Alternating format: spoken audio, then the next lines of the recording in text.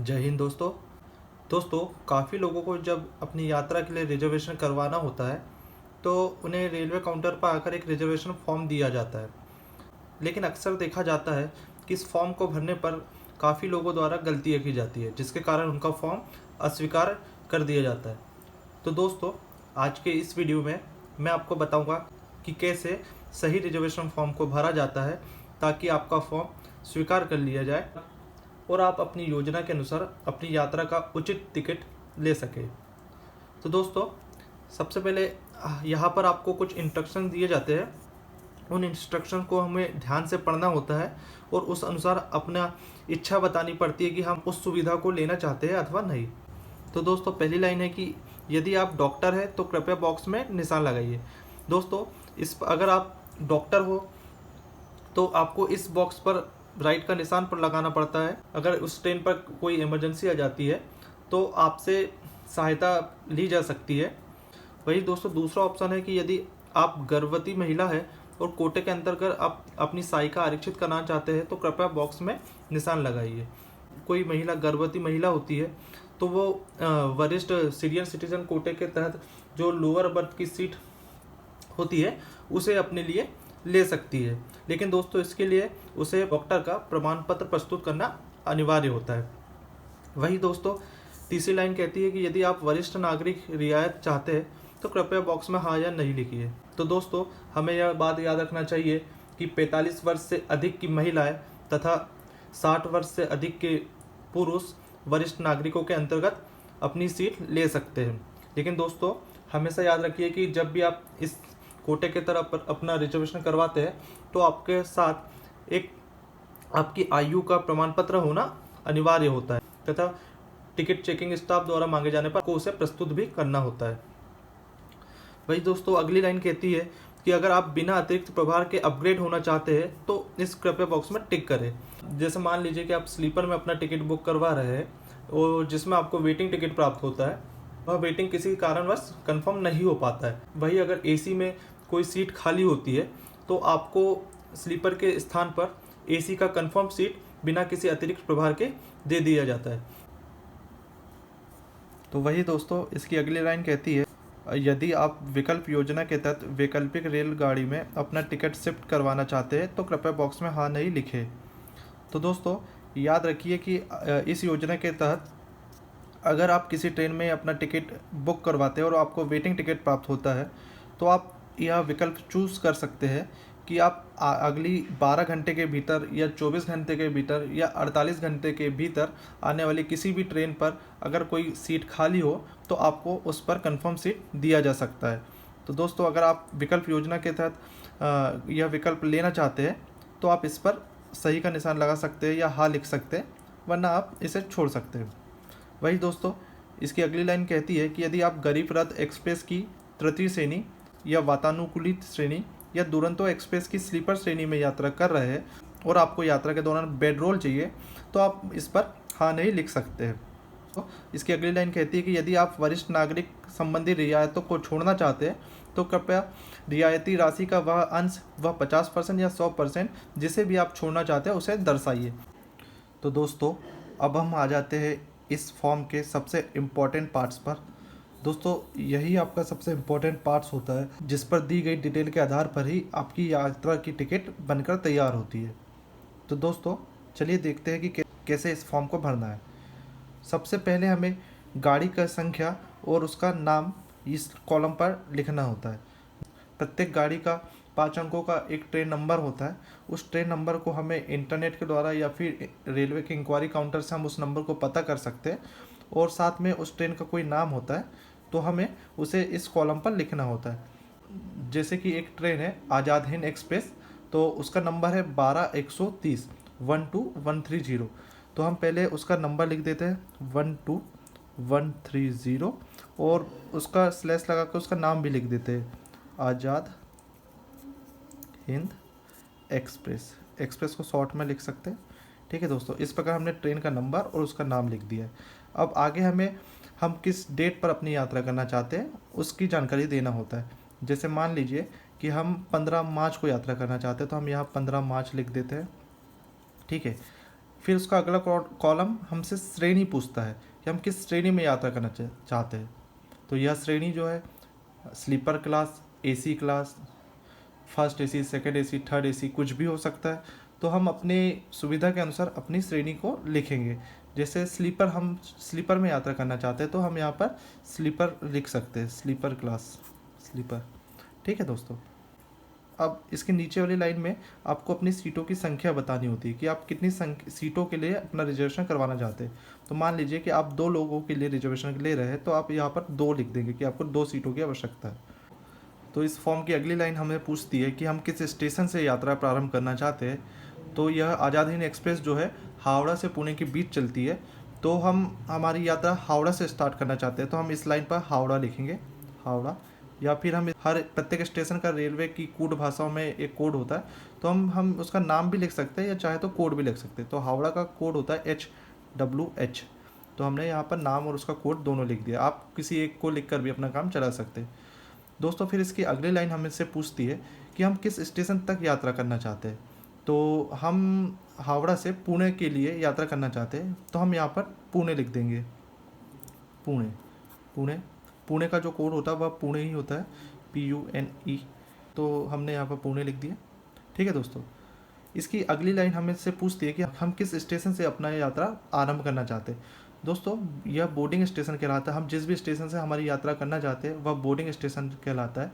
जैसे कि मान के चलिए कि मुझे हावड़ा से पुणे मुझे बिलासपुर से पुणे जाना है, लेकिन चूंकि बिलासपुर में कोई सीट खाली नहीं है, लेकिन मुझे हावड़ा से सीट मिल जा रही है, तो मैं अपनी टिकट को हावड़ा से पुणे के लिए रिजर्व करूंगा, लेकिन मैं स्टेशन बिलासपुर यहाँ लिखूंगा। मैं अपना बोर्डिंग स्टेशन बिलासपुर रखूँगा, ताकि मैं बिलासपुर स्टेशन से बैठूँ और मुझे पुणे तक के लिए कंफर्म सीट मिल जाए। तो दोस्तों जैसे कि अगर मैं बिलासपुर से अपनी यात्रा प्रारंभ करना चाहता हूँ, तो मैं यहाँ पर बिलासपुर लिख दूंगा। ठीक है दोस्तों, यहाँ बिलासपुर लिख दिए। इसके बाद अगली लाइन हमसे पूछती है कि हम किस स्टेशन तक आरक्षण चाहते हैं। तो वही दोस्तों, मुझे तो पुणे तक की यात्रा करना है, तो मैं अपना यहाँ पर भी पुणे लिख दूंगा कि मुझे पुणे ही जाना है। ठीक है दोस्तों। अगली लाइन हमसे हमारा मोबाइल नंबर पूछती है।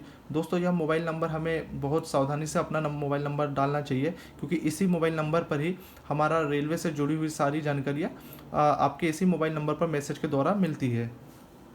जैसे कि हम यहाँ पर हमारा कोई भी मोबाइल नंबर जो है वहाँ पर XYZ जो भी होता है हम उससे लिख देना चाहिए। ठीक है दोस्तों। अब आ जाते हैं हम इस कॉलम पर। दोस्तों यहाँ पर हमें 6 कॉलम दिए गए होते हैं। याद रखिएगा, एक सामान्य रिजर्वेशन फॉर्म पर हम अधिकतम 6 यात्रियों का ही रिजर्वेशन करवा सकते हैं। अगर इससे ज़्यादा यात्री होते हैं तो हमें उसके लिए अगला फॉर्म भरना होता है। ठीक है दोस्तों। उसी प्रकार से अगर आप तत्काल के लिए कोई रिजर्वेशन करवाते हैं, तो तत्काल में आपको एक फॉर्म पर अधिकतम 4 लोगों का ही आप रिजर्वेशन करवा सकते हैं। अब चूँकि हमारे साथ अब हम 2 लोग जा रहे हैं, तो हम उनका नाम इस कॉलम पर लिखेंगे, इस 2 लाइनों पर लिखेंगे। जैसे कुछ भी नाम हो सकता है। जैसे एक नाम हो गया दीपक कुमार, तो हम यहाँ पर लिख देते दीपक कुमार। ठीक है दोस्तों। दूसरा लिख देते हैं राहुल कुमार, दूसरा नाम है राहुल कुमार। तो ठीक है, ये दीपक कुमार और राहुल कुमार हमने दोनों का नाम लिख दिया। अगला है हमसे राष्ट्रीयता पूछते कि वह भारतीय है कि भारत के बाहर से गई है। तो हम यहाँ पर लिख सकते हैं भारतीय। भारतीय के लिए भा के लिए कोड बना के लिख सकते हैं, भारतीय लिख दिए। अगला हमसे उनका लिंग पूछता है। तो चूंकि दोनों पुरुष है, तो हम यहाँ पर पुरुष या M लिख सकते हैं, मेल। ये तो यहाँ पर हम पुरुष पू लिख देते हैं। उसके बाद उनकी आयु कितनी है, तो हम यहाँ पर उनकी आयु लिखेंगे। एक हो गया 30 साल का, दूसरा है 32 साल का, तो हम यहाँ पर उसकी आयु लिख देते हैं। दोस्तों अगली लाइन हमसे रियायत या प्राधिकार संख्या पूछती है। जैसे कि मान के चलिए कि कुछ लोग हैंडीकैप होते हैं, या कुछ कैंसर पेशेंट होते हैं, या कुछ किसी भी प्रकार का वे कंसेशन यूज़ करते हैं, तो उनका एक क्रमांक होता है। तो यहाँ पर हम उनका कंसेशन क्रमांक लिखना होता है। ठीक है दोस्तों। तो इनके लिए कोई कंसेशन नहीं लेना चाह रहे, हम आगे बढ़ जाएंगे। दूसरा अगली लाइन हमसे पूछती है कि हम अपनी सहायिकाओं की कोई प्राथमिकता चाहते हैं। जैसे कुछ लोग लोअर चाहते हैं, कुछ साइड लोअर चाहते हैं, साइड अपर चाहते हैं, तो हम उसके लिए यहाँ पर लिख सकते हैं कि भाई हमें किस प्रकार की सीट हम चाहते हैं। लेकिन दोस्तों यह सब सीट प्रोवाइड सिस्टम से किया जाता है, तो वह ऑटोमेटिक ही प्रोवाइड करता है, और सीट उपलब्ध होने पर ही आपको आपकी चॉइस के अनुसार आपको सीट दी जाएंगी। अन्यथा सिस्टम जो आपको सीट प्रोवाइड करेगा, आपको उसी के साथ यात्रा करनी होती है। तो अगर कोई जैसे यह साइड लोअर साइड अपर लेना चाहते हैं, तो हम यहाँ पर साइड लोअर के लिए SL लिख देंगे और साइड अपर के लिए SU लिख देंगे। यह साइड लोअर और साइड अपर का कोड होता है, तो हमने यहाँ लिख दिया। दोस्तों एक बात याद रखिएगा कि अगर जैसे कि कोई बच्चा होता है, अर्थात कोई 5 साल से 12 साल तक का कोई बच्चा होता है और वह भी एक यात्रा करना चाहता है, तो अगर वह सीट नहीं लेना चाहता है तो हम उसके लिए यहाँ पर उसका नाम वगैरह सारी डिटेल लिखकर NOS भी लिख देंगे। अगर वह बच्चा सीट लेना चाहता है तो उसे उसका पूरा किराया देना होता है, और अगर वह सीट नहीं लेना चाहता है तो यहाँ पर NOS भी लिख देंगे, जिस पर उसे केवल उसका आधा किराया लगेगा, बाकी उसको यात्रा के लिए किसी प्रकार की सीट नहीं दी जाएंगी। वही दोस्तों कुछ ट्रेन होती है जैसे राजधानी शताब्दी एक्सप्रेस होती है, उस पर आपको खाने की सुविधा भी दी जाती है। यह खाना शाकाहारी मांसाहारी दोनों रूप में होता है, तो अगर आप जिस भी प्रकार का खाना चाहते हो जैसे शाकाहारी या मांसाहारी, तो उसके लिए आप यहाँ पर टिक कर सकते हैं कि आपको शाकाहारी चाहिए या मांसाहारी चाहिए। ठीक है दोस्तों, अब आ जाते हैं हम इस अगली लाइनों पर। दोस्तों यह नीचे जो है यह इस पर आपको आपकी आगे की यात्रा का विवरण, या फिर आप रिटर्न होना चाहते हैं तो आपको उसकी यात्रा का विवरण लिखना होता है। जैसे हम कहीं जा रहे हैं तो हम वहाँ से वापस आएंगे भी। ठीक है दोस्तों, तो यहाँ पर उसी प्रकार से जिस प्रकार से इस टाइप से डिटेल हमने भरे है उसी प्रकार की डिटेल यहाँ पर भी भरना होता है। जैसे नीचे गाड़ी संख्या और उसका नाम पूछ रहा है, तो हम मान के चलिए कि इसी ट्रेन से वापस होना चाहते हैं, लेकिन रिटर्न जब भी कोई ट्रेन रिटर्न होती है तो उसका जो 5 अंकों का नंबर होता है वह एक ज़्यादा या फिर एक कम हो जाता है।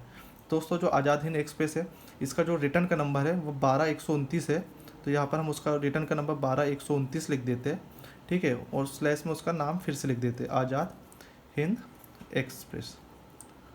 ठीक है दोस्तों, फिर वही हमारे रिटर्न की तारीख क्या होंगी, तो हम यहाँ पर अपनी रिटर्न की तारीख लिख देते हैं।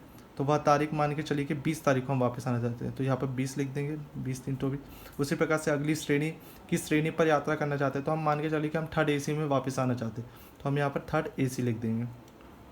फिर अगली लाइन हमसे सहायिकाओं की संख्या पूछती है, तो वही कितने लोग हैं, हम 2 लोग हैं तो 2 लोग ही ये वापस आएंगे। उसी प्रकार से किस स्टेशन से आना चाहते हैं, तो हम पुणे स्टेशन से वापस आना चाहते हैं। किस स्टेशन तक आना चाहते हैं, तो हम वापस बिलासपुर तक आना चाहते हैं, तो यहाँ पर हमको बिलासपुर ही लिखना पड़ेगा। हमारा चूँकि बोर्डिंग स्टेशन पुणे ही रहेगा, हम अपनी यात्रा पुणे से ही आरंभ करना चाहेंगे, इसलिए हम यहाँ पर किसी प्रकार का बदलाव नहीं करेंगे। वही दोस्तों इसकी अगली लाइन आवेदक का नाम पूछती है कि जो भी यह फॉर्म लेके आवेदन करने आया है उसे अपना नाम देना होगा, तो हम यहाँ पर नाम लिख देते हैं कि दीपक कुमार स्वयं अपने आवेदन लेके आए हैं, तो हम यहाँ पर उसका दीपक कुमार का नाम लिख देते हैं।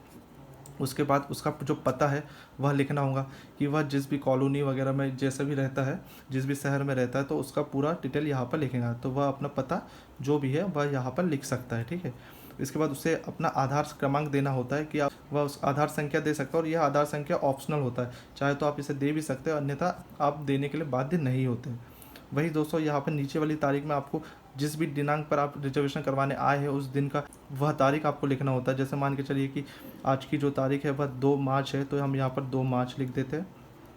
वही जो जिस समय पर आप रिजर्वेशन करवाने आए हैं उसका समय यहाँ लिखना पड़ता है। जैसे मान के चलिए कि अभी शाम को 7 बज रहा है, तो शाम को 7 को हम रेलवे की भाषा में 19 बजे लिखते हैं, तो हम यहाँ पर 19। इसकी अगली लाइन पर जो आवेदक होता है वह अपना मोबाइल नंबर लिख के देता है कि इस नंबर पर उसे किसी भी आवश्यकता पड़ने पर कांटेक्ट किया जा सकता है, तो यहाँ पर वह अपना मोबाइल नंबर लिख देगा।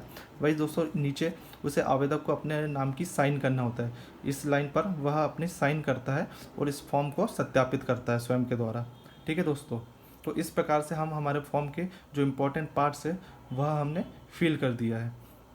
दोस्तों वही इस कॉलम पर यहाँ पर अगर कोई 5 साल से कम आयु का बच्चा होता है, वह यात्रा कर रहा होता है, इसकी टिकट जारी नहीं होती है, लेकिन दोस्तों रेलवे को रिकॉर्ड रखने के लिए उसकी भी डिटेल यहाँ पर आपको लिखना होता है। इस ब्लॉक्स पर भी उनका नाम होता है, उनकी राष्ट्रीयता होती है, उनका लिंग होता है, वह मेल है कि फीमेल है, और उनकी आयु होती है, ये सब हमें डिटेल देना होता है।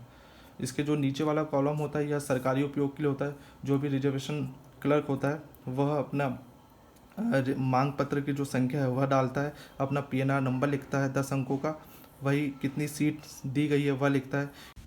तो दोस्तों इस प्रकार से हमने देखा कि कैसे रिजर्वेशन फॉर्म को ठीक तरीके से भरा जा सकता है ताकि हमें अपनी यात्रा का उचित टिकट प्राप्त कर सके। तो दोस्तों आशा करता हूँ कि अब आपको रिजर्वेशन फॉर्म को भरने में किसी प्रकार की समस्या का सामना नहीं करना पड़ेगा। दोस्तों आपकी यात्रा शुभ हो।